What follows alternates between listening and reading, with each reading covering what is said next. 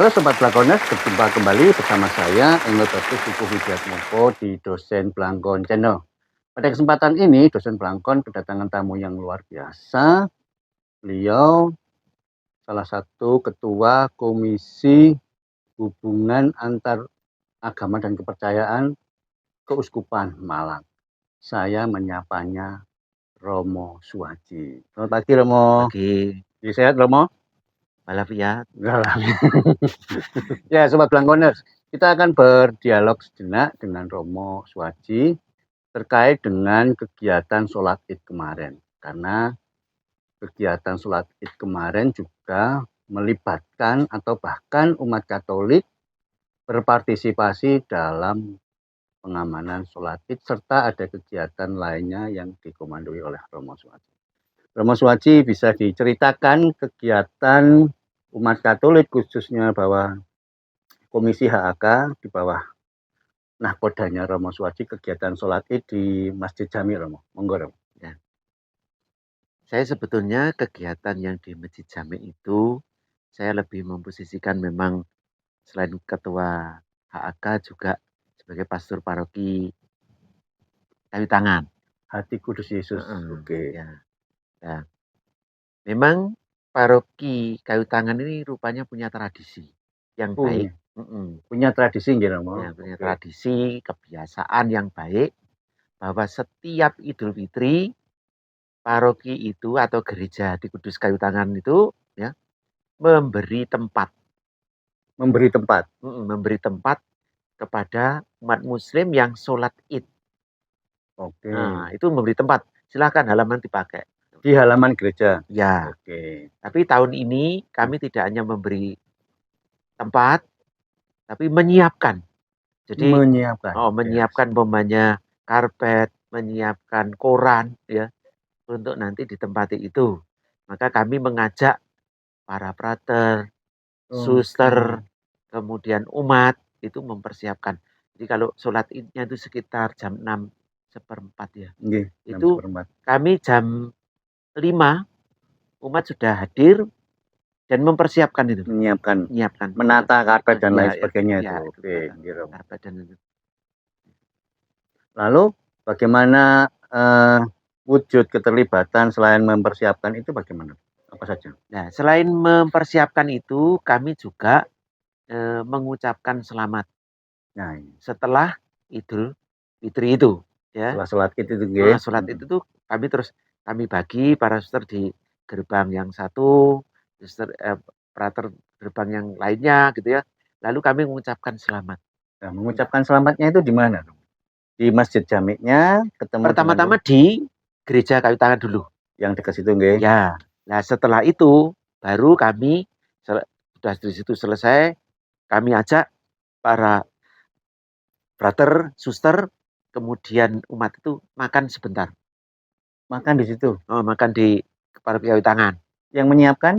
Kami. Oke. Nah, itu tapi itu yang para frater, suster tadi. Nah, setelah selesai sambil menunggu kesiapan dari Masjid Jami untuk menyambut kami. Oke. Ada pengalaman menarik nggak waktu setelah sholat Id itu Romo? Mungkin ada umat yang ikut sholat Id mendekati atau mengucapkan atau apa Romo? Ternyata ketika kita mengucapkan selamat itu, mereka tidak hanya berterima kasih, tapi minta foto bareng. Ya. Sampai minta foto bareng ya? Ya, foto bareng lalu dengan suster, dengan frater, dan seperti tidak ada rasa segan, rasa takut gitu ya.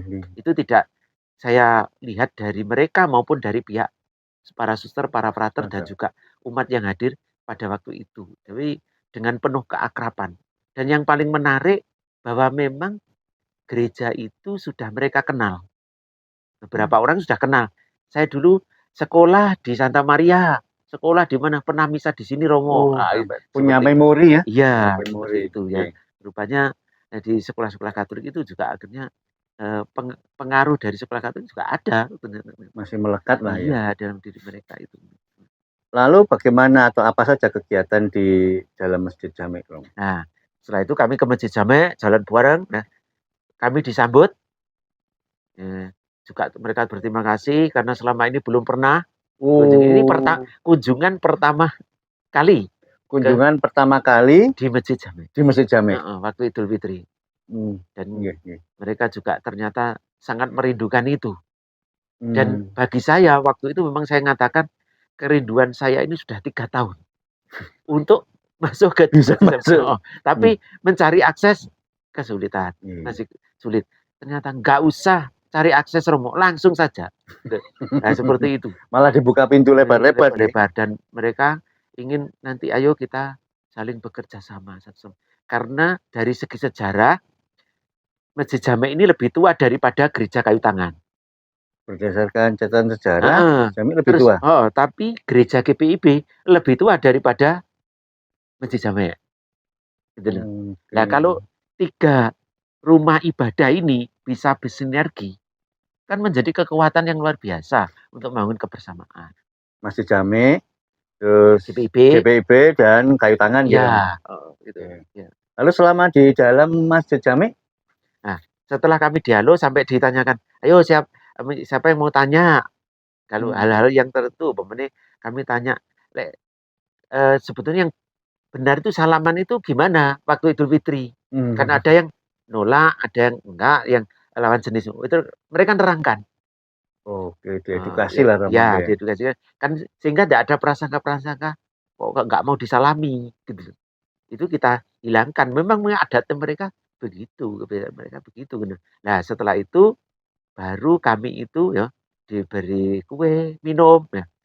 Nah, setelah itu baru diajak keliling masjid. Diajak keliling Masjid Jami. Di dalamnya itu terutama Masjid Jami yang lama ya, yang lebih awal. Lebih awal. Ya, bangunan itu sebelum yang sekarang kelihatan besar itu ya. Nah, itu kami diajak ke situ dan begitu indahnya memang. Jadi zaman-zaman itu masih pakai kayu juga gitu ya. Itu kayunya cukup tua jadi sangat keras gitu ya. Nah, itu monumennya itu tampak sekali kalau itu bangunan.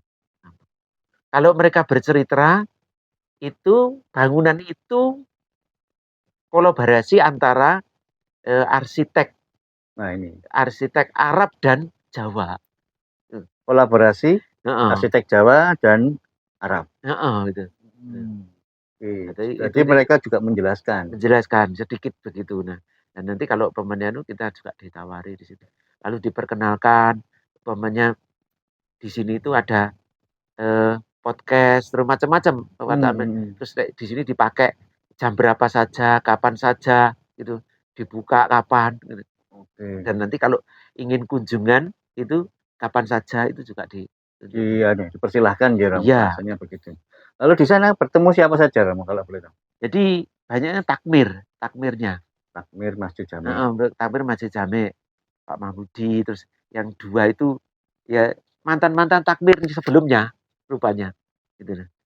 Terus sekarang juga ada yang bagian memang ngurusi khusus, bidang khusus gitu. Dan khusus sosial kemasyarakatan. Sosial kemasyarakatan juga. Harapan ke depan apa Romo? Harapan saya bahwa tradisi atau kebiasaan itu nanti jadi umat kayu tangan pun atau siapapun yang ikut nanti di paroki kayu tangan setelah nyalami umat di mana paroki kayu tangan atau gereja di halaman itu ya. Di halaman langsung ke Masjid Jami. Lalu harapan saya kedua, saya berharap juga nanti Bapak Uskup ya, sebagai pimpinan tertinggi di Keuskupan Malang nanti juga berkenan ada di sana karena ini bangunan yang cukup menarik ya, bahwa masjid, gereja, lalu gereja Kristen, gereja Katolik itu seperti satu kawasan dan itu semua jadi heritage. Oke, Sobat Blangkoners, itu tadi perbincangan singkat bersama Romo Suwaji, selain sebagai Romo Paroki Hati Kudus Yesus, juga Ketua Komisi Hubungan Antar Agama dan Kepercayaan. Semoga menambah wawasan dan menginspirasi kita semua. Terima kasih. Tetap dukung Dosen Blangkon Channel, like, comment, subscribe, dan share. Terima kasih Romo. Terima kasih. Pak Dalem.